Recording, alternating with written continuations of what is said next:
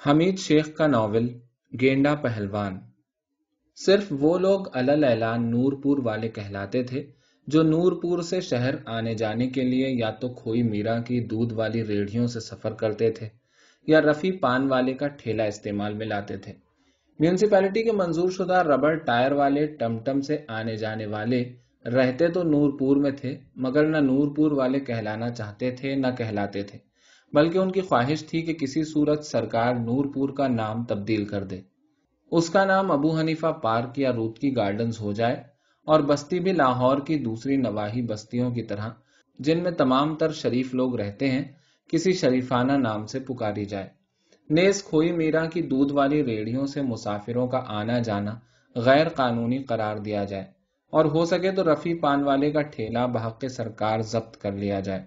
ان حضرات میں اتنا دل گردہ تو تھا نہیں کہ چاہ میرا روڈ پر جا کھڑے ہوں اور جوں ہی کوئی دودھ والی ریڑھی کھوئی میرا کی طرف سے گرد کا طوفان اٹھاتی قریب آتی نظر آئے، یہ شہر کی طرف منہ کر کے بھاگنے لگے، اور جب ریڑھی ان کے برابر پہنچے یہ اچک کر اس کا کٹہرا تھامے اور ایک ہی قلا بازی میں دودھ سے لبالب بھری ولٹوہی کے منہ پر رکھی گیلی گھاس کے گٹھے پر ایسے جا تشریف رکھیں جیسے ولٹوہی میں اگے ہوں۔ ایک دفعہ یہ جم کر جا بیٹھتے تو ظاہر ہے کہ پھر فراٹے بھرتے منٹوں میں لنڈے بازار پہنچ جاتے، مگر نہیں، شرفا کا خیال تھا کہ کوئی میرا کی دودھ والی ریڑھیوں سے سفر خطرناک ہے۔ اگر کوئی عین اس لمحے نہ اچھل سکے جب ریڑھی اس کے برابر پہنچتی ہے، یا کٹہرے پر ہاتھ پڑتے ہی قلا بازی نہ کھا سکے، تو ایسی پٹخنی کھائے گا کہ سب ہڈی پسلی برابر ہو جائے گی۔ ہاں، اگر ایسی صورتحال پیدا کی جا سکے کہ ریڑھی ان کے قریب پہنچ کر رک جائے، گاڑی بان ریڑھی سے اتر کر گھوڑے کی لگام تھام لے تاکہ آدمی اطمینان سے سوار ہو سکے، ولٹوہیوں پر رکھے گیلی گھاس کے گٹھوں پر تولیہ بچھا لے، اس پر جم کر بیٹھ جائے، کٹہرا دونوں ہاتھوں سے تھام لے اور پھر ریڑھی چلے، تو اس پر سفر کرنے میں چندہ مذاقہ نہیں۔ مگر ان ریڑھیوں کے لیک پر لگے گھوڑے کھوئی میرا سے چھوٹتے ہی ایسے سرپٹ ہو جاتے تھے کہ لنڈے بازار سے ادھر انہیں روکنا مصیبت مول لینا تھا۔ اگر خود کوئی ریڑھی والا بھی عاقبت نااندیشی سے ذرا لگام کھینچ لیتا تو دیکھتے ہی دیکھتے دودھ والی سب ولٹوہیاں سڑک پر لڑک جاتی، الٹتی ہوئی ریڑھی کے پہیے بدستور گھومتے، مگر محض ہوا میں کوچوان ریڑھی سے کہیں دور پڑا ملتا اور ریڑھی کا گھوڑا ہر چیز سے بے نیاز لنڈے بازار کی طرف رواں دواں پایا جاتا۔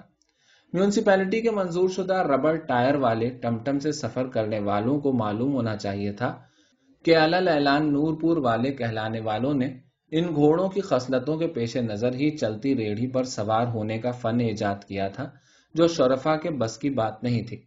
رفیع پان والے کے ٹھیلے کا کھوئی میرا کی دودھ والی ریڑھیوں سے کوئی تعلق نہیں تھا۔ رفیع کا گھوڑا رکے رہنے سے چلنے کو بہرحال ترجیح دیتا تھا۔ وہ سب جانتے تھے کہ اگر اسے بے سوچے سمجھے دو ایک چابک رسید کر دیے جائیں تو ہنسی خوشی چلے گا اور چلتا رہے گا، مگر رفیع اپنے لاڈلے کے معاملے میں مار پٹائی کے خلاف تھا۔ کم از کم اپنی آنکھوں کے سامنے اسے پٹتا نہیں دیکھ سکتا تھا۔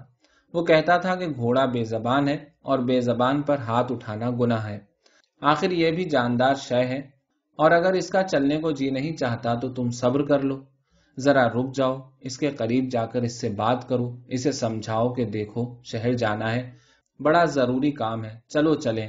اول تو یہ سنتے ہی گھوڑا بات سمجھ جائے گا اور چلے گا، بالفرض بات اس کی سمجھ میں نہیں آتی اور وہ نہیں چلتا تو اسے ڈانٹ لگاؤ، سخت سست کہہ لو، گالی دے لو، خود ہی مان جائے گا۔ رفیع آخر ٹھیلے گھوڑے کا مالک تھا، اس سے بہتر ان دونوں کو کون سمجھ سکتا تھا، اس لیے جسے رفیع کا ٹھیلا درکار ہوتا وہ پہلے تو گھوڑے کے متعلق رفیع کے خیالات سے متفق ہو جاتا کہ بے زبان پر ہاتھ اٹھانا گناہ ہے اور گھوڑا جاندار شے ہے اور بڑی سمجھ بوجھ والی چیز ہے۔ پھر ٹھیلے میں گھوڑا جوتا جاتا اور وہ شخص ٹھیلے پر کھڑا ہو کر لگام تھامے گھوڑے کو چلنے پر آمادہ کرنے کی تدبیریں کرنے لگتا، لگام کو جھٹکے دے دے کر کہتا کہ چل بھائی چل، پھر لگام زور زور سے کھینچ کھینچ کر چھوڑتا اور طرح طرح کی آواز نکالتا، کوئی پیار کی، کوئی نفرت کی، کوئی غصے کی، مگر گھوڑا نہ چلتا۔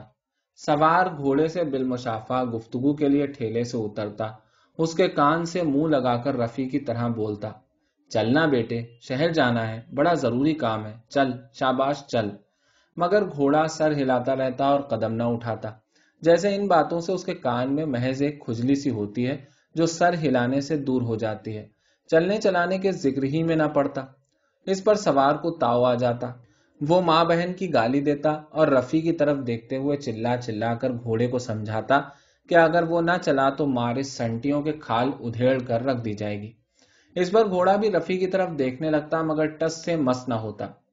رفیع دیکھتا کہ حالات کچھ بگڑ رہے ہیں تو دکان کے تھڑے سے اترتا۔ دو چار چوک والے بھی تماشا دیکھنے آ جاتے اور رفیع کی قیادت میں سب باری باری اور پھر یک زبان ہو کر گھوڑے کو ہزار ہزار مغلظات سناتے۔ ان کے شور سے ہجوم جمع ہونے لگتا اور آہستہ آہستہ ہجوم کا پارا اس بات سے چڑھنے لگتا کہ یہ ذرا سی ذات گھوڑے کی اور اتنے نور پور والوں کی بات نہیں مانتی۔ جب رفیع کو محسوس ہونے لگتا کہ بلوے کے امکانات بڑھ رہے ہیں، کسی نے نورے دودھ والے کی بھٹی سے لکڑی نکال لی ہے، کوئی اینٹ تھامے چلا آ رہا ہے، کوئی کھڑا کھڑا مکے کس رہا ہے، تو پکار پکار کر کہتا، بس اب ہٹ جاؤ، پیچھے ہو جاؤ، دیکھو یہ کمزات ابھی چلتا ہے۔ لوگ ایک ایک دو دو قدم پیچھے ہٹ جاتے۔ رفیع قمیص کی آستین اور شلوار کے پائچے چڑھاتا اور گھوڑے کا ایک کان مضبوط پکڑ کر پیچھے دیکھے بغیر کہ ہجوم کیا کر رہا ہے، گھوڑے کو گھسیٹتا ہوا بھاگنے لگتا۔ گھوڑا پوری مستعدی سے اپنی جگہ پر جمے رہنے اور رفیع کو روکنے کی کوشش کرتا، مگر اس پکڑ دھکڑ میں کوئی نہ کوئی ایک دو لتی یا لکڑی ایسی جماتا کہ رفیع کو تو کچھ معلوم نہ ہوتا مگر گھوڑا بلبلا کر ہرن کی طرح قلانچے بھرنے لگتا۔ گھوڑا ایک دفعہ ہلا نہیں کہ ٹھیلے سوار نے لگام دوہری کر کے پٹا پٹ اس کی مرمت شروع کر دی اور ٹھیلا یہ جا وہ جا۔ اتنے میں رفیع سڑک کے کنارے کپڑے جھاڑتا ملتا اور مسکرا مسکرا کر کہتا، میں نہ کہتا تھا چل پڑے گا، مار پٹائی سے کوئی زیادہ اچھا تو نہیں چلتا۔ رفیع کے کانوں میں سنٹی کی سائیں سائیں اور لگام کی تڑاک تڑاک آتی تو وہ بے حال ہو کر آنکھیں بند کر لیتا اور خاموشی سے اپنے مکان کے تھڑے پر واپس آ کر پان لگانے لگتا۔ لوگ ادھر ادھر ہو جاتے مگر جہاں کسی سے اس کی آنکھیں چار ہوتی وہ سسکتا ہوا بول اٹھتا، بے زبان پر ہاتھ اٹھانا گناہ ہے۔ میونسپلٹی سے منظور شدہ ربڑ ٹائر والے ٹم ٹم سے سفر کرنے والوں کو رفیع کے گھوڑے پر کوئی اعتراض نہیں تھا، بلکہ انہیں اس سے ہمدردی تھی۔ خطرناک چیز وہ ٹھیلے کو سمجھتے تھے۔ ان کا خیال تھا، اور یہ خیال بالکل درست تھا، کہ رفیع نے یہ ٹھیلا خود بنایا ہے اور اس میں ٹھیلوں والی کوئی بات نہیں۔ اس نے محض ایک تختہ لے کر اس کے دو طرف ایک ایک بانس کیلوں سے جڑ دیا تھا کہ گھوڑا ان کے درمیان جوتا جا سکے، اور تختے کے نیچے لوہے کی ایک موٹی سی سلاخ دو کنڈوں میں پھنسا دی تھی کہ اس کے دونوں کناروں پر ایک ایک پہیا چڑھا دیا جائے۔ یہ سب مال اس نے لنڈے بازار کے کباڑیوں کے ہاں سے وقتاً فوقتاً خریدا تھا، اور کوئی سی دو چیزیں آپس میں جوڑ نہیں کھاتی تھی۔ اس ٹھیلے کے نہ کوئی کمانی تھی، نہ ڈھنگ کا دھرا، نہ پہیوں پر ٹائر۔ دونوں پہیے مختلف زاویے بناتے تختے سے رگڑتے رہتے تھے اور مختلف نوع کی آوازیں نکالتے رہتے تھے۔ ان آوازوں کا صدر مقام کبھی کسی کو معلوم نہ ہو سکا۔ چلتے چلتے کبھی اس کا دایاں پہیا اور کبھی بایاں خود بخود سڑک سے اٹھ کر دوسری جانب پہنچنے کی کوشش کرنے لگتا، اور کبھی کبھی ٹھیلے سے آزاد ہو کر سڑک سے اتر کر کسی اور ہی طرف نکل جاتا۔ پہیوں کی اس خودسری کو ملحوظ رکھتے ہوئے ٹھیلا سوار اس کے تختے پر بیٹھتے نہیں تھے، بلکہ کھڑے کھڑے چلتے تھے تاکہ جس ہاتھ کا پہیا بغاوت پر آمادہ نظر آئے فوراً اپنا سارا بوجھ ادھر منتقل کر کے اس فتنے کو وہیں دبا دیا جائے۔ اس طرح ٹھیلے سے کوئی ناجائز حرکت عمل میں نہیں آتی تھی۔ پھر بھی ٹم ٹم سے سفر کرنے والے سمجھتے تھے کہ ٹھیلا الٹنے کا ہر قدم پر خطرہ ہے، اس لیے یہ سواری خطرناک ہے۔ مگر نور پور والے ان کی کب سنتے تھے؟ وہ ماہرین ٹھیلا تھے۔ اول تو وہ اسے الٹنے نہیں دیتے تھے، اور اگر کبھی کوئی ایسی ویسی حرکت ہو جائے تو وہ ٹھیلے کو پھر سیدھا کر لیتے تھے۔ یہی وجہ تھی کہ چوک کے اکثر لڑکے بڑی کامیابی کے ساتھ اس ٹھیلے پر سرکس کرتے تھے، اور ایک پہیے کی سائیکل چلانے والی لیڈی کے سب کرتب چوک ہی میں کر کے دکھا دیتے تھے۔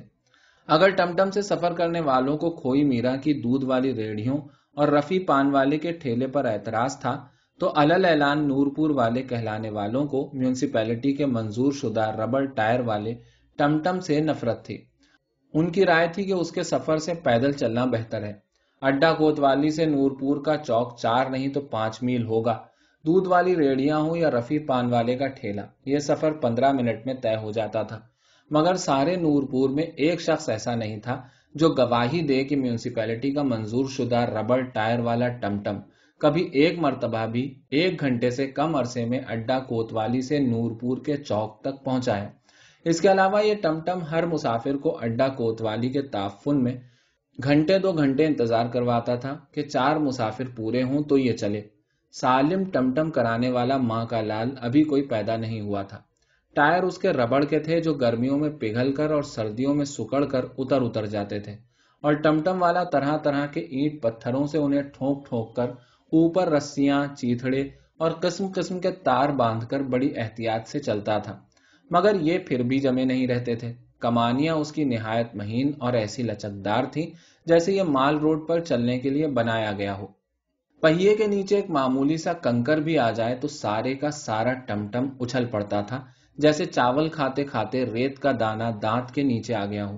اوپر چھت تمام راستے مسافروں کے سروں کی مالش کرتی رہتی تھی، اور ٹوپی پہننے والوں یا پگڑی باندھنے والوں کی قدم قدم پر بے عزتی کرتی رہتی تھی۔ جتنا عرصہ یہ ٹمٹم جرنیلی سڑک پر چلتا رہتا، یوں معلوم ہوتا کہ کوئی کشتی جھیل پر جا رہی ہے۔ جو ہی 2 نالی پل سے نکل کر چمرنگوں کے احاطے کے پچھواڑے چاہ میرا روڈ پر پہنچتا، بس ایک بھونچال شروع ہو جاتا جو نور پور کے چوک تک مسلسل جاری رہتا۔ اس کا گھوڑا قدم قدم پر ناراض ہونے لگتا اور بگڑ کر رک جاتا۔ کہیں ہچکولا لگتا تو ٹمٹم آگے کھینچنے کی بجائے پیچھے دھکیلنے لگتا۔ معلوم ہوتا تھا کہ یہ ہچکولوں کے حق میں سرے سے نہیں ہے۔ کیچڑ پانی میں چلنا بالکل سیکھا ہی نہیں تھا، یوں پھونک پھونک کر قدم رکھتا تھا جیسے اسے اپنے سم میلے ہو جانے کا اندیشہ ہو۔ کہیں ذرا سا پانی بھی گڑھے میں کھڑا نظر آتا تو یہ بدک اٹھتا، اول تو رک جاتا جیسے کہتا ہو کہ پہلے یہاں کا پانی ہٹاؤ پھر میں گزروں گا۔ اگر اس سے بچ کر نکل جانے کی کوئی صورت اسے نظر آ جاتی تو ٹمٹم کا پہیا دھک سے گڑھے میں ڈال کر خود بالکل الگ ہو کر کھڑا ہو جاتا۔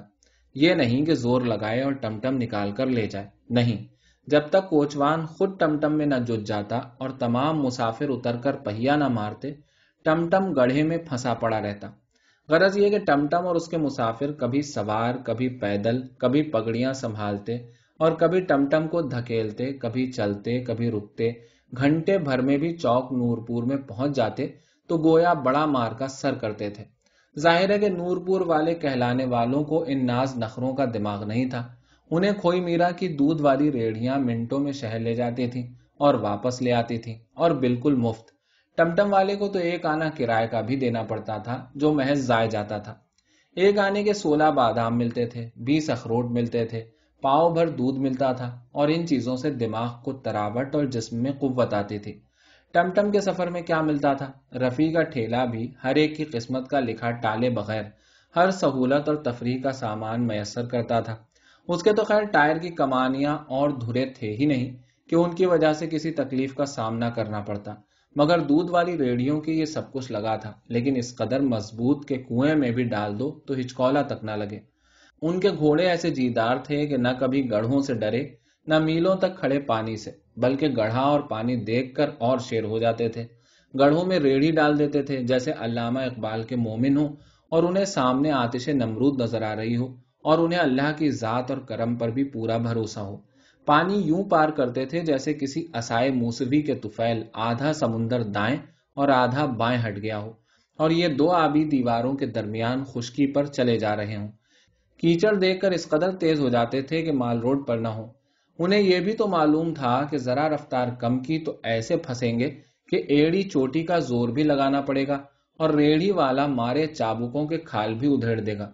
وہ بھلا ریڑھی کیوں پھنسنے دیتے؟ جن لوگوں کو ایسی بے دھڑک سواریاں میسر آتی تھیں وہ میونسپلٹی کے منظور شدہ ربڑ ٹائر والے ٹمٹم کو حقارت کی نظر سے نہ دیکھتے تو کیا کرتے؟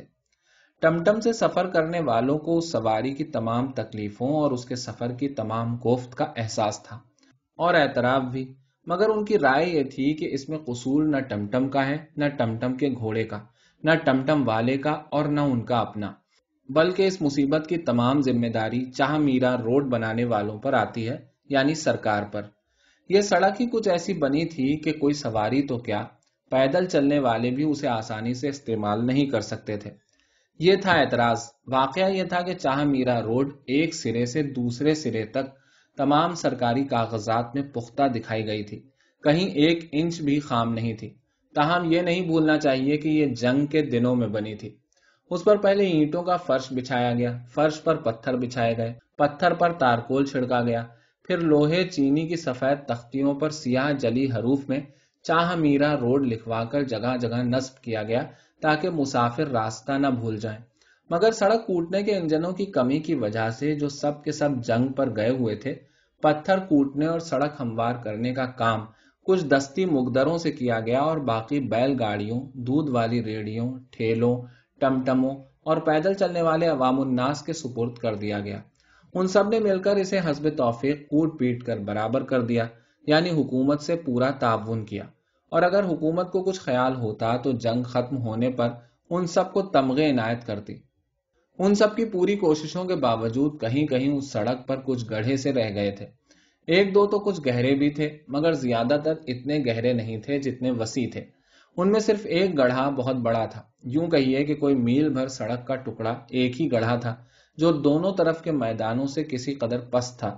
برسات کے موسم میں چاروں طرف کا بارش کا پانی یہاں آ کر جمع ہو جاتا تھا اور باقی موسموں میں صرف جوہڑوں یا گندی نالیوں کا پانی آتا تھا۔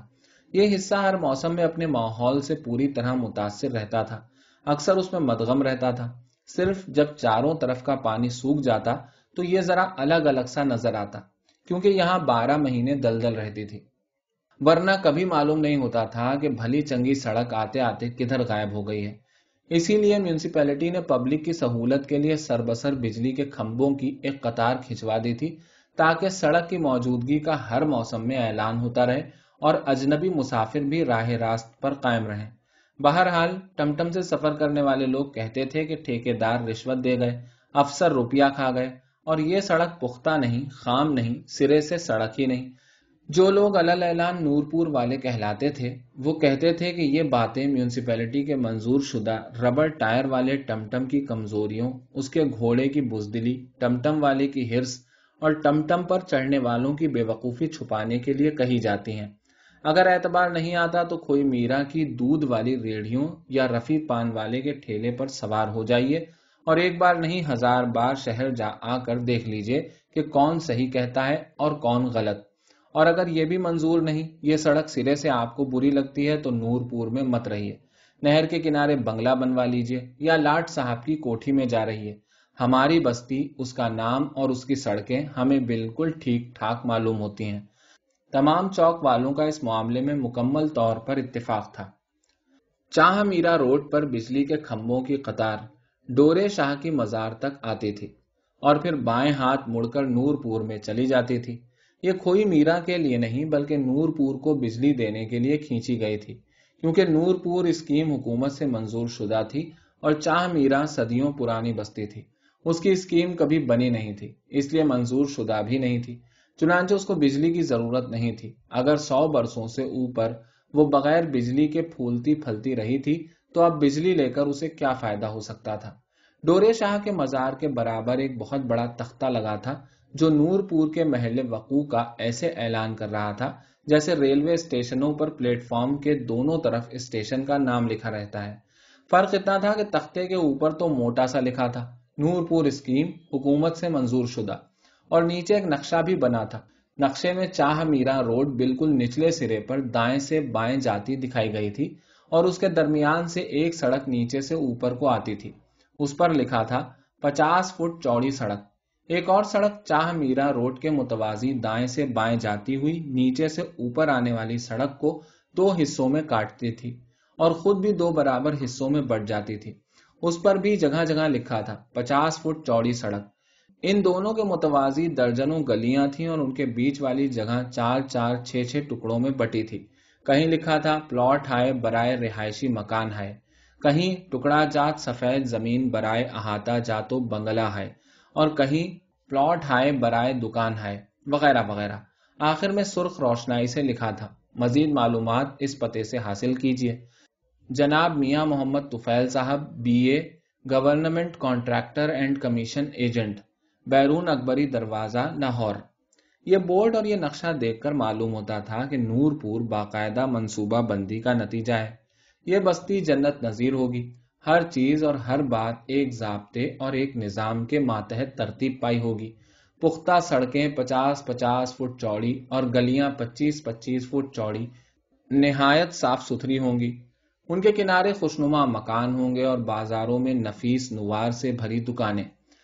لوگ سلیقے سے رہتے ہوں گے اور نئی بستی کی کھلی فضا میں صحت مند زندگی پروان چڑھ رہی ہوگی۔ یہاں پرانے شہر کی متعفن گلیاں ہوں گی، نہ ان کے بیچوں بیچ چلتی گندی نالیوں پر ننگے بچے بیٹھے رفع حاجت کر رہے ہوں گے۔ مگر جو ہی اس بورڈ والے نقشے کو بھول کر اور ڈورے شاہ کے مزار والے گنبد پر چڑھ کر نورپور کو دیکھا جاتا تو معلوم ہوتا کہ وہ سڑکیں چوسر کی بساط کی طرح بچھی ہیں اور چاروں طرف اکا دکا مکان یوں بکھرے پڑے ہیں جیسے مرے ہوئے مہرے اوندھے سیدھے دھرے ہوں۔ مکانوں اور دکانوں کو دیکھ کر محسوس ہوتا تھا کہ جیسے لاہور میں ایک زبردست بھونچال آیا ہے اور اس کے درجنوں بوسیدہ مکان بنیادوں سے اکھڑ کر چاہ میرا روڈ کے گڑھوں اور کھڑے پانی پر لڑکتے لڑکتے آئے اور اس میدان میں یہاں وہاں رک گئے ہیں۔ ان میں نہ کوئی ترتیب تھی نہ ربط تھا، معلوم ہوتا تھا کہ سب کے سب بالکل لاوارث ہیں۔ ڈورے شاہ کے مزار کے برابر جو سڑک نکلتی تھی اور بورڈ والے نقشے پر نیچے سے اوپر جاتی دکھائی گئی تھی، اسے نورپور والے ٹھنڈی سڑک کہتے تھے۔ یہ 2 میل لمبی تھی اور چوک سے آگے مہر جیون کے کنویں تک پہنچ کر 2 کچے راستوں میں بٹ جاتی تھی۔ مہر جیون کا کنواں ان دونوں کچے راستوں کے درمیان تھا اور اس کی زمین ایک تکون کی صورت میں دور تک چلی گئی تھی۔ ایک کچا راستہ کھیتوں میں بل کھاتا چاہ میرا کے پچھواڑے سے ہوتا ہوا مادھو لال حسین کی درگاہ کو چلا جاتا تھا اور دوسرا دریائے راوی کو۔ سارا سال ان کچے راستوں پر صرف شہر کی گندگی سے لدی بیل گاڑیاں چلتی نظر آتی تھیں جو شہر کو تازہ سبزی بہم پہنچانے والے کھیتوں میں کھاد لا لا کر ڈالتی تھیں۔ بسنت کے بسنت یہ راستے یکدم جاگ اٹھتے تھے۔ لوگ پیلی پیلی پگڑیاں باندھے، ہاتھوں میں پتنگ اور رنگ برنگی ڈور کی ریل لیے اسی راستے مادھو لال حسین کی درگاہ کو جاتے تھے۔ یہاں اس روز خانچے والے بھی آ بیٹھتے تھے اور درجنوں فقیر، کوئی لولا، کوئی لنگڑا، کوئی نابینا، کوئی گاتا، کوئی روتا، کوئی محض اپنی وضاقتہ سے راہگیروں کی توجہ پر ڈاکے ڈالتا۔ غرض کے ایک دن کے لیے یہ راستہ انارکلی بازار بن جاتا اور پھر وہی کچے کا کچا راستہ۔ مہر جیون کا کنواں نورپور کی حد قائم کرتا تھا۔ اس کے آس پاس جامن کے پیڑوں کے کئی ایک جھنڈ تھے۔ پہلے جھنڈ کے قریب کنویں کے عین برابر حنیف پہلوان کا اکھاڑا تھا، جہاں نورپور اور دوسرے نواحی بستیوں کے مسلمان نوجوان ہر شام ورزش کرنے آتے تھے۔ یہ حنیف پہلوان کے شاگرد کہلاتے تھے۔ کم از کم حنیف پہلوان ان سب کو اپنا شاگرد بتاتا تھا۔ جامن کے پیڑوں کے پہلے اور دوسرے جھنڈ کے درمیان اگلے وقتوں کی 2-4 قبریں تھیں۔ مہر جیون کا خیال تھا کہ یہ اس کے اجداد کے مزار ہیں، مگر وثوق سے کسی کو معلوم نہیں تھا کہ یہ کن لوگوں کی قبریں ہیں۔ مہر جیون محض عقیدت سے برسات کی برسات ان پر مٹی اور بھس کا پلستر کروا دیتا تھا اور اس علاقے میں ہل نہیں چلنے دیتا تھا۔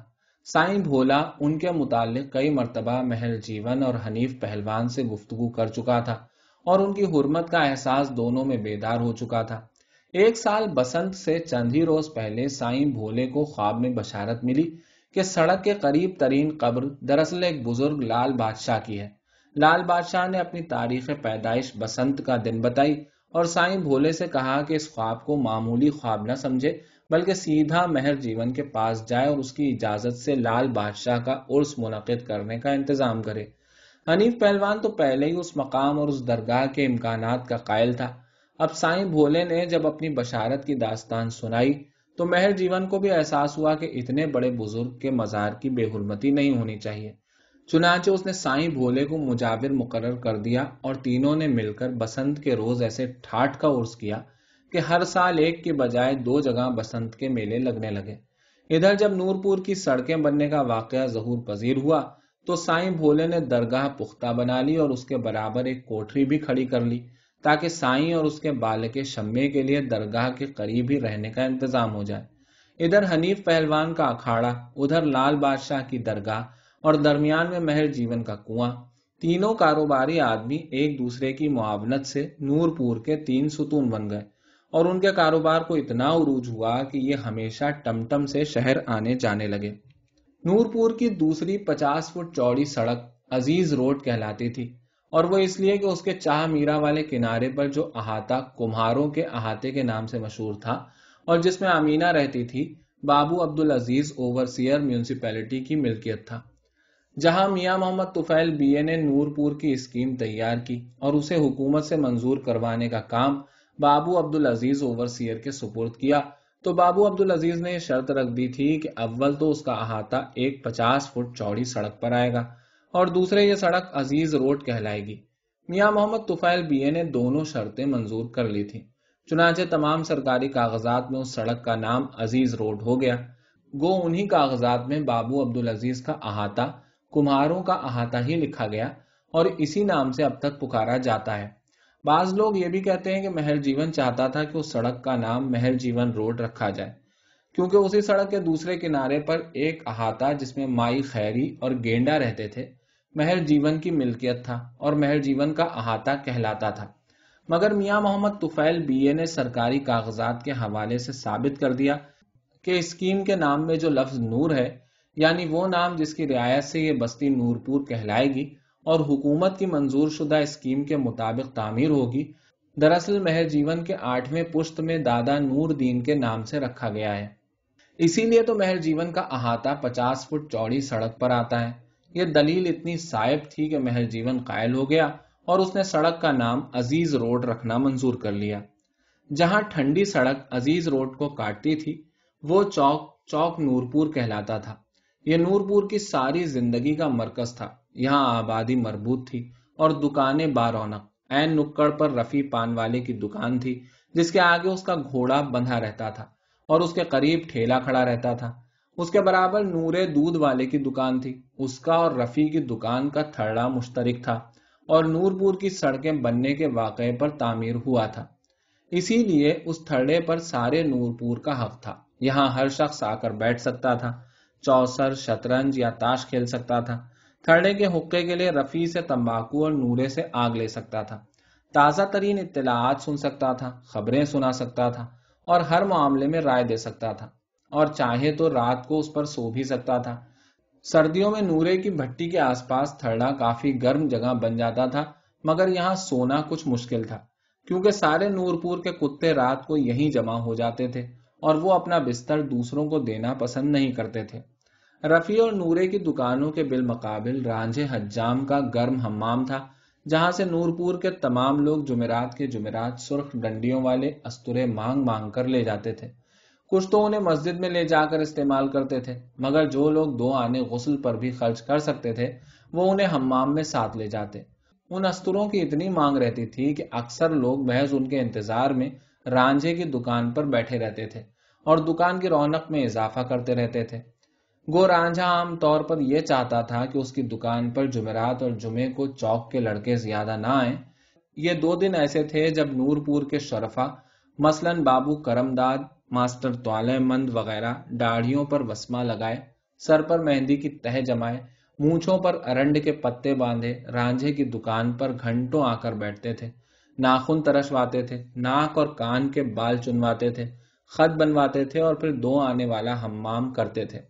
ان لوگوں کی خاطر رانجھے کو بہت منظور تھی۔ اسے خوف رہتا تھا کہ یہ لوگ شور مچا کر اس کے بھائی کا کاروبار بند نہ کروا دے، اسی لیے جب کبھی ان میں سے کوئی بزرگوار انگریزی میں ٹائپ کی ہوئی یہ لمبی چٹھی اس کے پاس لے کر آتا جس میں یہ لکھا ہوتا کہ حکومت کو نورپور کا نام تبدیل کر دینا چاہیے یا نالیاں پختہ بنا دینی چاہیے یا فلاں فلاں شخص کو نورپور سے نکال دینا چاہیے، تو رانجھا بغیر پوچھے دستخط کر دیتا اور فرضی ناموں کے نیچے کئی انگوٹھے لگا دیتا۔ رانجھے کا بڑا بھائی نتھو گانے بجانے کا کام کرتا تھا۔ اس کے لیے رانجھے نے اپنی دکان کے پیچھے ایک بیٹھک کرائے پر لے رکھی تھی۔ بیٹھک میں صرف ایک کمرہ تھا، اس کے سامنے ایک برآمدہ اور چھوٹا سا صحن تھا۔ صحن کے ایک کونے میں ہینڈ پمپ لگا تھا اور آگے پختہ جگہ نہانے کے لیے بنی تھی۔ یہ جگہ نتھو کا صدر مقام تھی۔ وہ یہیں رہتا تھا اور یہیں اپنے شاگردوں کو ٹرمپٹ، کلارنٹ، ڈھول، ڈگڈگی وغیرہ بجانے کی تعلیم بھی دیتا تھا۔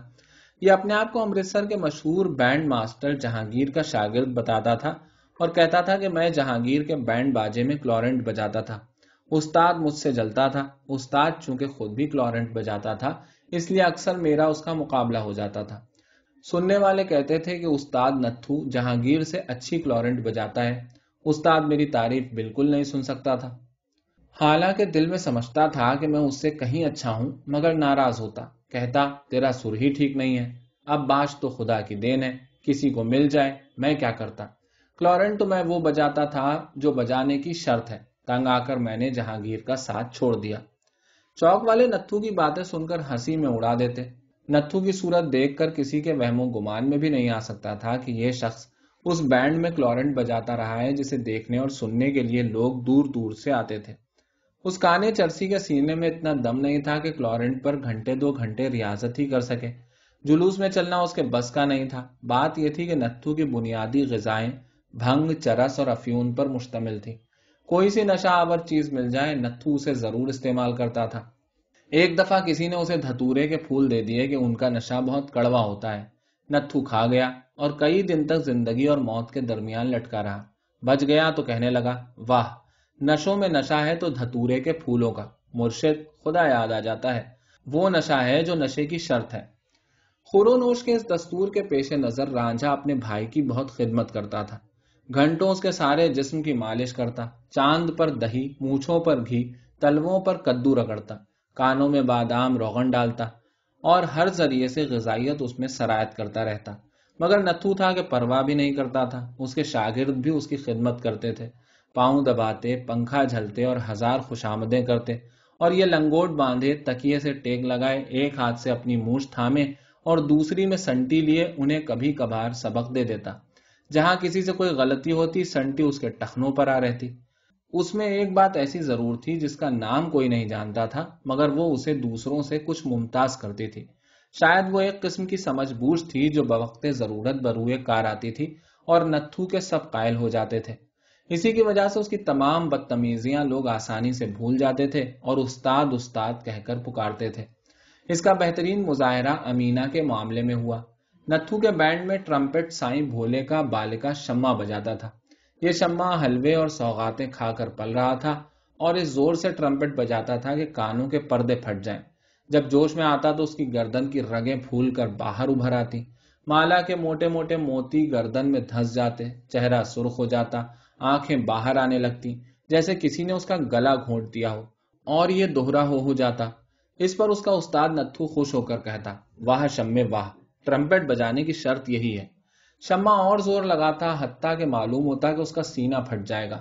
سائیں بھولا ایسے موقعوں پر پھولا نہ سماتا۔ اس نے شمع کو ٹرمپٹ بجانا سیکھنے کی ترغیب اس لیے دی تھی کہ خود اسے ناقوس بجانا نہیں آتا تھا، اور جب بہت سے ملنگ فقیر لال بادشاہ کی درگاہ پر جمع ہوتے تھے اور بھنگ گھوٹ کر مرشد کو یاد کرنا چاہتے تھے تو ناقوس خلیفہ بھولے کی بجائے کسی عام ملنگ ہی کو بجانا پڑتا تھا۔ سائیں بھولا سوچتا تھا کہ اگر اس کا بالکا ٹھیک سے ٹرمپٹ بجانا سیکھ لے تو آئندہ آسانی رہے گی اور مرشد کی روح بھی خوش رہے گی۔ ڈھول حسے کے گلے میں پڑتا تھا اور وہ بھی اسے پوری قوت سے پیٹتا تھا۔ حسا دن بھر لوکو شاپ سے دریا تک جانے والے گندے نالے میں کھڑا رہتا تھا اور طرح طرح کی 3-4 چھلنیوں سے نالے کی تہہ سے کائی نکال نکال کر چھانتا تھا۔ کسی چھلنی کے چھید موٹے تھے، کسی کے مہین۔ ایک چھلنی سے بچی کائی دوسری میں ڈال کر اسے نالے کے پانی سے دھوتا تھا اور آخرکار جو بچتا اسے بار بار باریک ترین چھلنی میں ڈالتا اور دھوتا۔ اس کا عمل الصبح شروع ہوتا اور سہ پہر تک جاری رہتا۔ سہ پہر کو وہ نالے سے نکل کر کنارے پر بیٹھ جاتا اور پہلے ایک مقناطیس سے اپنی چھلنی کی کائی چھانٹتا۔ اس میں اگر لوہے کی کیل یا پیچ یا ڈھبریاں ہوتی تو نکل آتی۔ لوہے کا مال الگ کرنے کے بعد وہ پیتل اور قلعی تلاش کرتا، کوئلے کی ڈلیاں ایک طرف کر لیتا اور اس طرح 3-4 دھاتے اور کوئلے الگ الگ پوٹلیوں میں باندھ کر لنڈے بازار کا رخ کرتا۔ لوہا، پیتل اور سکہ 4-5 آنے میں بک جاتے۔ قلعی وہ نورپور کے شہدے قلعی گر کے پاس بیچتا اور کوئلہ گوبر میں ملا کر اپنے گھر میں جلانے کے لیے دھوپ میں سوکھنے کے لیے ڈال دیتا۔ اس کی روزانہ آمدنی 12-14 آنے سے کم نہیں تھی، کبھی کبھی 1.5-2 روپے تک بھی پہنچ جاتی تھی۔ شام کو تفریح کے طور پر وہ نتھو کی بیٹھک میں چلا آتا اور گھنٹوں بیٹھا ڈھول پیٹا کرتا۔ بینڈ میں سب سے دلچسپ ساز ایک بہت بڑا دھوتو والا باجا تھا جسے بیس کہتے ہیں۔ اس پر کوئی دھن پوری نہیں بجتی بلکہ ایک قسم کے ساتھ کا کام دیتا ہے۔ ہر دھن کے ساتھ یہ باجا وقتاً فوقتاً بھوں بھوں کر دیتا ہے اور خیال کیا جاتا ہے کہ اس بھوں بھوں سے دھن کی صورت بہتر ہو جاتی ہے۔ نتھو کے پاس یہ بیس باجا نہایت وزنی قسم کا تھا، مگر اسے بجانے کے لیے اس نے اپنے بینڈ کے سب سے کم عمر لڑکے کو چنا تھا۔ یہ دھوتو فیکا کمہار بجاتا تھا جس کے لیے اسے محض اٹھا لینا ہی کافی دشوار کام تھا۔ یہ ٹھگنا سا لڑکا جب بیس اٹھا کر چلتا تو اس کا بڑا بل فیکے کے گھٹنوں سے ٹکراتا اور سارے کا سارا لڑکا اس کے پیچھے چھپا ہوا معلوم ہوتا۔ دور سے یوں نظر آتا کہ ایک دھوتو چلا آ رہا ہے جس کے ایک بل میں ایک لڑکا بیٹھا ہے۔ اس کی توتی جب فیکا منہ سے لگاتا تو اوپر کا حصہ اس کی ناک پر اور نچلا حصہ ٹھوڑی پر آتا، ناک سے نیچے کا سارا چہرہ اس کے اندر چلا جاتا، لیکن فیکے کی ہمت تھی کہ کسی نہ کسی طور اس میں سے بھوں بھوں پیدا کر ہی لیتا تھا، اور اگر کبھی دو چار بھوں بھوں ایک ساتھ ہو جاتی تو نتھو خوش ہو جاتا، اس کا چہرہ محبت سے چمک اٹھتا اور وہ کہتا، واہ فیکے استاد، واہ واہ، بیس بجانے کی شرط یہی ہے۔ فیکا اپنی تعریف سن کر دو ایک بھوں اور بجا دیتا۔ نتھو نے بیس بجانے کے لیے فیکے کو کیوں چنا، اس پر چوک والوں میں اتفاق رائے نہیں تھا۔ کوئی کہتا تھا کہ خود فیکے کے لیے، کوئی سمجھتا تھا کہ نتھو کو فیکے کی گالیاں پسند ہیں، اور اکثریت کہتی تھی کہ نتھو نے فیکے کو اس کی بہن امینا کی خاطر بینڈ میں شامل کیا ہے۔ فیکا منہ چت لگتا گورا چٹا لڑکا تھا، جس روز نہا دھو کر اچھے کپڑے پہنتا اور اس کی ماں اس کی آنکھوں میں سرما لگا دیتی، تمام چوک والے اسے پان کھلاتے اور نورا برفی بھی کھلاتا۔ ویسے دن بھر وہ ایک گدھی پر برتن لادے شہر کے چکر لگاتا تھا اور گلی گلی سراہیاں، چلم، پیالے وغیرہ بیچتا پھرتا تھا۔ گھومتے پھرتے اس نے طرح طرح کی پرتکلف مغلظات نوکے زبان کر لی تھی، جنہیں وہ بے تکان استعمال کرتا تھا۔ جب وہ 2.5 من کی گالیاں لڑیوں میں پرو کر دائیں بائیں بکھیرتا تو نتھو کو جیسے گدگدی ہونے لگتی۔ وہ اپنے شانے ہلا ہلا کر ہلکی ہلکی ہنسی ہنستا اور بار بار کہتا، واہ فیکے استاد، واہ، گالی دینے کی شرط یہی ہے۔ فیکا شرما جاتا، اس کے گال سرخ ہو جاتے اور آنکھیں نیچی کر کے کہتا، استاد تم کو تو گالی نہیں دی میں تو اس نتھو اس کے شرمانے پر بچ جاتا اور اس کے شانے پر بازو رکھ کر اس کے گال پر ہاتھ پھیرتا، اسے اپنی بیٹھک پر لے جاتا۔ چوک والے کھڑے مسکراتے دیکھتے رہتے۔ اس کے باوجود چوک والوں کی اکثریت کی رائے یہی تھی کہ نتھو نے فیکے کو اس لیے بینڈ میں رکھا ہے کہ اس سے امینا کی بو آتی ہے۔ پھر امینا اکثر فیکے کو گھر بلانے کے لیے نتھو کی بیٹھک پر بھی جاتی تھی اور نتھو اسے دیکھ کر مونچھوں کو تاؤ دیتا، اس سے ہنسی مذاق کی باتیں کرتا رہتا تھا۔ وہ کہتا تھا کہ مجھے امینا کی آواز بہت پیاری لگتی ہے۔ یہ تو خیر کہنے کی بات تھی۔ امینا کے حسن و جمال کی دھوم نورپور سے دوسری نواحی بستیوں میں اور خود شہر تک پہنچ چکی تھی، اور ہر روز کئی اجنبی نورپور میں گھومتے پھرتے نظر آتے تو محض اس لیے کہ امینا یہاں رہتی تھی۔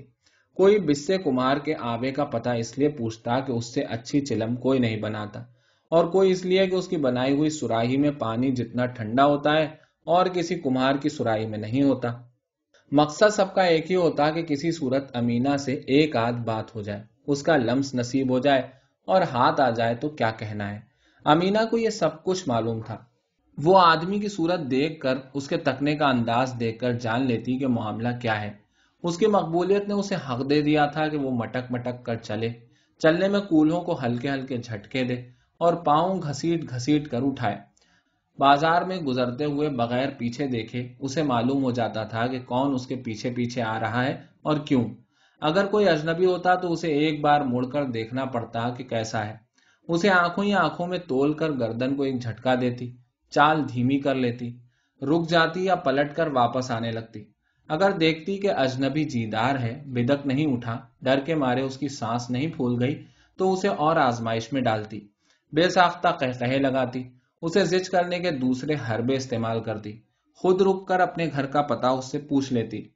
اگر وہ پھر بھی نہ ٹلتا، بے باک یا ہٹ دھرم واقع ہوتا، صاف ہائے صدقے چلانے لگتا یا اپنی موت کا اعلان کر دیتا تو امینا کا چہرہ غرور سے چمک اٹھتا، لطف سے لبالب بھری مسکراہٹ اس کے بھرے بھرے ہونٹوں پر بکھر جاتی، کولہے اور جھٹکے کھاتے، پاؤں اور گھسٹنے لگتے، چال مدھم پڑ جاتی، اور اس کا رواں رواں صدقے جانے والے کو دعوت دیتا کہ ہمت ہے تو آگے بڑھو اور مجھے اٹھا کر لے چلو، اگر ہمت نہیں تو جاؤ، مسکین کتوں سے مجھے نفرت ہے۔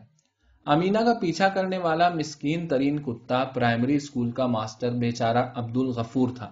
ہر شام امینا کی ایک جھلک کی خاطر 2-3 میل کا سفر طے کر کے آتا تھا اور اکثر چوک والوں کو گھڑی 2 گھڑی اپنا تماشا دکھا جاتا تھا۔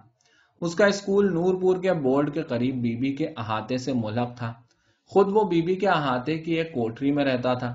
یہاں سے کمہاروں کے احاطے کو جانے کے لیے پہلے ٹھنڈی سڑک سے چوک نورپور آنا پڑتا تھا اور پھر عزیز روڈ پر مڑ کر اس کے سرے تک چلنا پڑتا تھا۔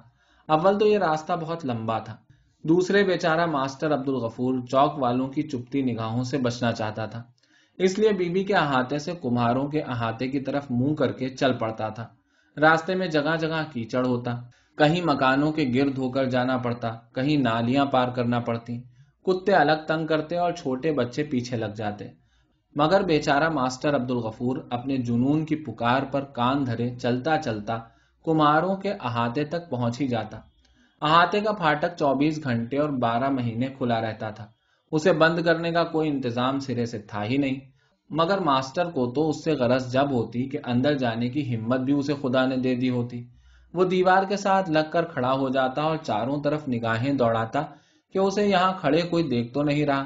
اگر اطمینان ہو جاتا کہ اس کی چوری پکڑی نہیں گئی تو وہ دیوار پر دونوں ہاتھ رکھ کر آہستہ آہستہ سر اٹھاتا اور دیوار کی سطح تک اپنی آنکھیں لا کر احاطے کا جائزہ لیتا۔ اگر امینہ کہیں آوے پر برتن چنتی، مٹی گوندتی یا ٹکڑی پر بیٹھی نظر آ جاتی تو ماسٹر عبد الغفور دیوار سے لٹکے لٹکے اسے تکتا رہتا، جب تک اس کے بازوؤں کی قوت جواب نہ دیتی یا امینہ سر اٹھا کر اس کی طرف نہ دیکھ لیتی اور پھر اپنے قہقہے کی چابکوں سے اسے پیٹ پیٹ کر بے حال نہ کر دیتی، ماسٹر بیچارہ لٹکا رہتا۔ اگر امینہ ماسٹر عبد الغفور کو احاطے میں نظر نہ آتی تو کچھ دیر لٹکنے کے بعد ماسٹر کو مجبوراً احاطے کے اندر جانا پڑتا۔ بسے کمار کی کوٹری کے دروازے پر پہنچتے ہی اس کی سانس تیز تیز چلنے لگتی، وہ رک کر اور کھانس کھونس کر کچھ اسے درست کرتا اور کچھ خشک گلے سے آواز نکالنے کی ہمت پیدا کرتا اور بے تحاشا چلا اٹھتا، میاں بسا صاحب ہیں۔ بیچارے ماسٹر سے اپنی آواز پہچانی تک نہ جاتی، مگر بسا اور امینہ اسے خوب پہچاننے لگے تھے۔ اگر بسا کہیں امینہ سے کہہ دیتا کہ دیکھنا بیٹا باہر ماسٹر جی آئے ہیں تو ماسٹر کے اوسان خطا ہو جاتے۔ وہ جانتا تھا کہ امینہ باہر آ کر ماسٹر کا ہاتھ پکڑ کر اندر لے جائے گی۔ اس خوفناک امکان سے ماسٹر کا رنگ فاق ہو جاتا۔ امینہ آ کر ماسٹر کا پھانک سا منہ کھلا دیکھتی تو بے اختیار قہقہے لگاتی اور ماسٹر کا بازو ایسے تھام لیتی جیسے کسی اندھے کو راستہ دکھانے لگی ہے۔ ماسٹر تھر تھر کانپنے لگتا۔ وہ اور بے باکی سے کہتی، آؤ ماسٹر جی، اندر آؤ نا۔ امینہ کے گرم گرم ہاتھ ماسٹر کو جھلس دیتے، اس کی تمام قوتیں سلب کر کے وہ حالت کر دیتے جو میسمرزم کے عمل میں عامل معمول کی صورت بنا دیتا ہے۔ ماسٹر ہوا میں دیکھتا، بے جانے بوجھے قدم اٹھاتا کوٹری میں داخل ہوتا اور جو ہی امینہ اس کا بازو چھوڑتی وہ بے ہوش ہو کر چارپائی پر دھم سے گرتا اور پکارتا، پانی پانی۔ تھک گئے ہو ماسٹر جی، بسا کہتا اور امینہ پانی لے آتی۔ ماسٹر گھونٹ دو گھونٹ پیتا اور باقی اپنے کپڑوں پر چارپائی پر اپنی گردن پر گراتا اور ایسے بولنے لگتا جیسے اس نے ایک سبق یاد کیا تھا جو اب دہرا رہا ہے۔ سرکار نے مفت تعلیم کا بندوبست کیا ہے کیونکہ علم بڑی دولت ہے۔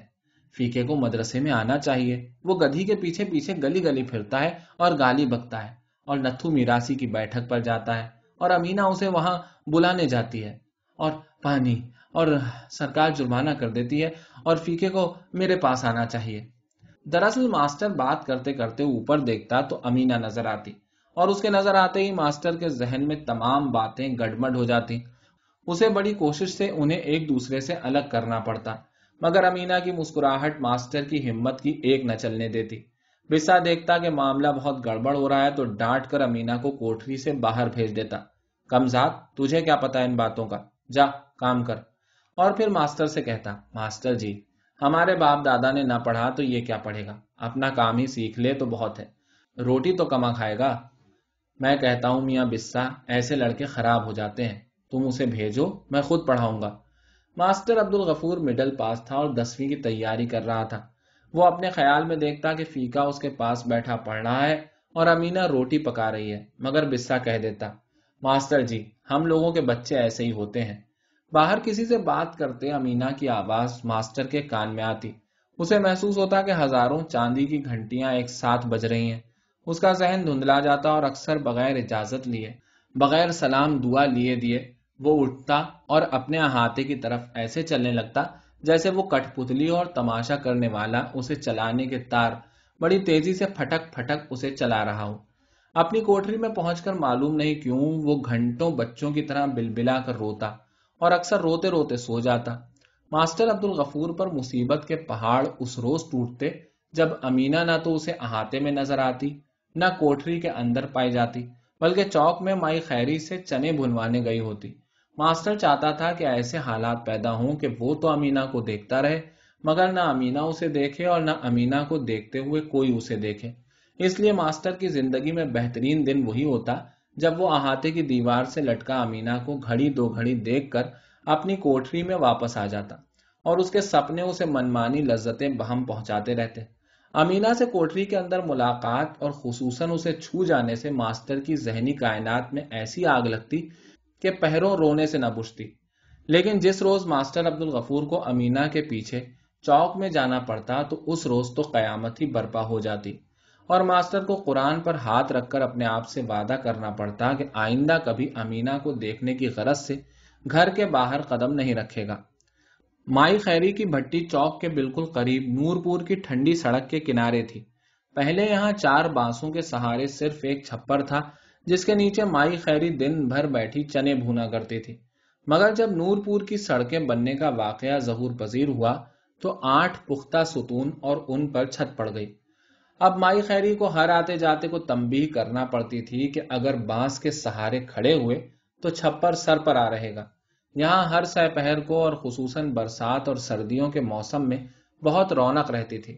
بھیگی بھیگی خنک فضا میں بھنے ہوئے چنے اور مکئی کی میٹھی میٹھی خوشبو سے ہر راہگیر کے منہ میں پانی بھر آتا تھا، اور بڑے بڑے معتبر لوگ بھی گرم گرم چنے کھانے پر مجبور ہو جاتے تھے۔ نور پور کے بچوں کا تو خیر یہ روز کا دستور تھا کہ سہ پہر کو کوئی مکئی لینے چلا آ رہا ہے، کوئی چنا، کوئی چاول اور کوئی گندم۔ نئی فصل کی گندم میں گڑ ملا کر نہایت لذیذ کھیل بنتی ہے، اور نئے چاول پھول کر اتنے لذیذ ہو جاتے ہیں کہ دال یا مکئی ان کے مقابلے میں کوئی شے نہیں رہتی۔ مائی خیری بچوں سے اناج کی بھنوائی 1/4 لیتی تھی اور پھر اسے نقدی میں بیچ کر اچھے خاصے پیسے کما لیتی تھی۔ اس کے علاوہ وہ کئی گھروں کا کام بھی کرتی تھی۔ حنیف پہلوان، بابو کرمداد، ماسٹر طالع مند وغیرہ کے گھروں کا سودا سلف لا کر دیتی تھی، اور میونسپلٹی کے منظور شدہ ٹمٹم سے سفر کرنے والے اور جمعرات جمعے کو وسمہ مہندی لگانے والے بزرگوار مائی خیری کی مستعدی، محنت اور ہمت کے اس قدر قائل تھے کہ انہیں جب موقع ملتا خود اس کی بھٹی سے چنے خریدنے آتے تھے۔ مائی خیری بھی ان کو چنے دیتے ہوئے سارا دوپٹہ اس طرح سر پر لے لیتی تھی کہ باقی جسم ڈھانپنے کے لیے کچھ نہ بچتا تھا۔ یہ حضرات بھی اپنی نگاہیں نیچی رکھتے، کم از کم مائی خیری کی گردن سے اوپر نہیں دیکھتے تھے۔ وہ مائی خیری کی جڑوں سے واقف تھے تو مائی خیری بھی ان کے گھروں میں جاتی تھی۔ ایک شخص ایسا نہیں تھا جس کے گھریلو معاملات اس سے چھپے ہوں۔ ان کی بہو بیٹیوں کے وہ کام جو وہ کسی اور کی معرفت نہیں کروا سکتی تھیں، مائی خیری ہی تو کرتی تھی۔ چھوٹی بیویوں کے لیے لپسٹک اور پاؤڈر، بڑی بیویوں کے لیے بال صفا پاؤڈر، اور فتنہ بہوؤں کے لیے نشان والے ازار بند جو ململ کے کرتوں سے 2 سڈول ٹانگوں کے درمیان تکونی جھالروں کی طرح لٹکتے ہوئے کلاک کے لٹکن کی طرح ہلتے رہتے تھے۔ طرح طرح کے پراندے اور کنگھی، تیل، عطر، پھلیل، فلمی کہانیوں کی کتابیں اور جاسوسی ناول، یہ سب کچھ مائی خیری کی معرفت آتا تھا۔ وہ ان تمام چیزوں کے استعمال سے بھی بخوبی واقف تھی اور ہر ایک سے پورا فائدہ اٹھانے کے ڈھنگ جانتی تھی۔ اسے درجنوں ایسے نسخے بھی یاد تھے جو بوقت ضرورت بدقسمتی دور کرنے کے لیے خواتین کو استعمال کرنے پڑتے ہیں، اور ان کی شرفا کے گھروں میں بڑی قدر تھی۔ حکیم، ڈاکٹر یا دائی یا ہیلتھ وزیٹر کنواری لڑکیوں کے لیے بلائے جائیں تو سارا جہان انگشت نمائی کرتا ہے، مگر مائی خیری کی آمد و رفت پر کسی کو کیا اعتراض ہو سکتا تھا؟ وہ تو محض میلے برتن مانجنے یا جھاڑو لگانے آتی تھی۔ گھر سے باہر بھی وہ بچیوں کی خبرگیری رکھتی تھی۔ سر ڈھانپ اپنا مردار، وہ چلاتی، اور چنے بھنوانے والی بچپن سے جوانی میں قدم رکھتی لڑکی کانپ اٹھتی۔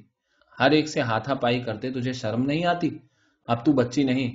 ہر ایک کو یہی خوف رہتا کہ کہیں مائی خیری وہ فقرہ نہ کہہ دے جسے بڑا عذاب ان کے لیے دنیا میں کوئی نہیں تھا کہ کہوں گی تیری امی سے۔ مائی خیری کو امینہ سے خاص لگاؤ تھا، اسے اس کی پیدائش بھی یاد تھی۔ خیری کے لیے بابو عبدالعزیز کا تانگا آیا تھا اور وہ گینڈے کو امینہ کی ماں کے پاس سلا کر اپنے کاروبار پر چلی گئی تھی۔ الگ صبح لوٹی تو امینہ وارد ہونے والی تھی۔ امینہ کا ناڑو اسی نے کاٹا تھا۔ پھر امینہ مائی خیری کے ہاتھوں میں پلی، ننھی بچی سے لڑکی اور اب لڑکی سے جوان ہو گئی تھی۔ ہر قدم پر مائی خیری کی نصیحتیں اس کے شامل حال رہیں۔ اسی نے امینہ کو بتایا تھا کہ خدا ایسا چاند سا مکھڑا دے تو پاؤں کا بھی دھیان رکھنا چاہیے۔ جوتا نہ پہنا جائے تو پاؤں بالکل گائے کے کھر بن جاتے ہیں۔ کنگھی پٹی کرنا بھی مائی خیری نے سکھلایا تھا، اور اب تک یہ دیکھنے میں آتا تھا کہ امینہ بھٹی پر مائی خیری کے برابر بیٹھی ہے، اس کی مدد کر رہی ہے۔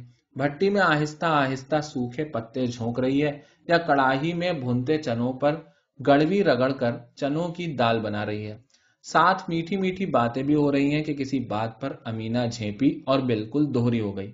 माई खैरी ने कहकहा लगाया, उसके एक चुटकी भरी और फिर अपने नेफे या गरेबान के अंदर से कोई छोटी सी पुड़िया या नन्ही सी बोतल कागज में लिपटी हुई निकाली और अमीना को थमा दी। अमीना ने झपट कर ले ली और उसे अपने नेफे या गरेबान के अंदर छुपा लिया और घर लौटते हुए रास्ते भर उसे टटोलती रही। कुछ दस्तूर ऐसा बन गया था कि चौक वाले अमीना को माई खैरी के पास बैठा देखते तो कतारें बांधकर दुकानों के थड़ों पर बैठ जाते और मास्टर अब्दुल गफूर का इंतजार करने लगते।